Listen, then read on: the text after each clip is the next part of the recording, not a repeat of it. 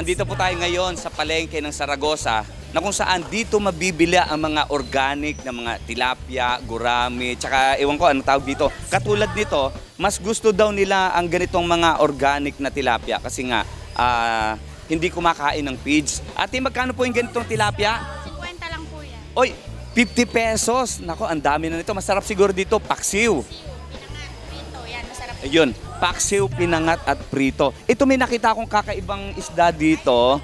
Ayun, nanay, ano po ba yung binibili nyo ngayon? Gurami. Ano po? Duwalo. Luwalo. Ano po yung luwalo? Ah, ito, yung luwalo. Kakaiba, luwalo. Magkano yung ganito karaming luwalo? 20 pesos. So, ano po ang pwedeng luto dito? Pinangat, sampalok. Pinangat, sampalok. Pinangat po, sampalok. Ayan, pinangat sa sampalok. Yung ganito, 20 pesos lang. So, nanay, binili nyo na ba to? Ayun, ang daming pinamili ni nanay. Tapos ito yung sinasabi nilang gurami na hindi halos ganong nakikita ng ating mga kababayan kasi nga, dito lang halos sa Saragosa merong mabibili nito, di ba? So, ito nanay, magkano naman po ito? Ito, 60 pesos ang kanilang gurami. Masarap daw ito sa kwan. Sa anong luto to, nay? Pinangat. Pinangat na rin. At ito pa, maliliit na bulig. Oh! Maliliit na bulig. So, ito naman po, pangat din po ito. Ayun, pangat, prito. Yung ganito naman, magkano po yung ganito? Yan po, Ah. 50 po isang 150. kilo. So, isang kilo na po ito. Wala pa isang kilo, no? So, halos 100 pesos lang ito. Maliliit na bulig. At dito naman, makikita din natin, may maliliit tayong bulig. At eto naman, malalaking bulig. Ah, ano ba pinagkaiba ng bulig at dalag? Isa lang po ba yon? Yung pong maliliit na bulig, yung po yung pinapakat. Yan po, pwedeng gawing pesa o pwedeng sinampalukan. Ayun, ano po nanay? 150 lang po kilo. 150 kilo rin itong bulig. So, kita nyo naman yung bulig nila ay maya-maya lang, ubos na po ito, no? Ayun, marami. Okay, so yung mga gustong bumili ng gurami, ng maliliit na tilapia, yung mga organic bulig, dito lang po sa palengke ng Saragosa. Alam niyo, ang hinahanap pala talaga natin dito, yung mga palaka at yung daga. Kasi dito po nabibili. Nanay, exotic food no? So, bakit wala pong tinda ngayong palaka at saka daga? Kasi po hindi pa madalang pa yung pag-ulan. Opo. So, tag-ulan lang talaga. Opo, tag-ulan lang po. Tinda rin po kayo ng palaka at daga. Tsaka daga. So, dito nga natin makikita itong tinatawag nilang gurami. Kaya kung saan mabibili, dito lamang sa palengke ng Saragosa. Ngayon, lipat naman tayo sa palengke ng Santa Rosa para alamin ang presyo ng kanilang mga bilihin.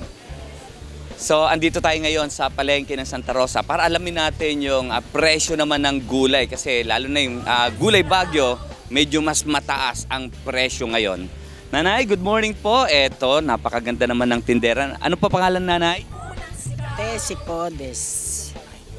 Si nanay, Mami Tessie, napakaganda. So, magkano po presyo ngayon nitong repolyo?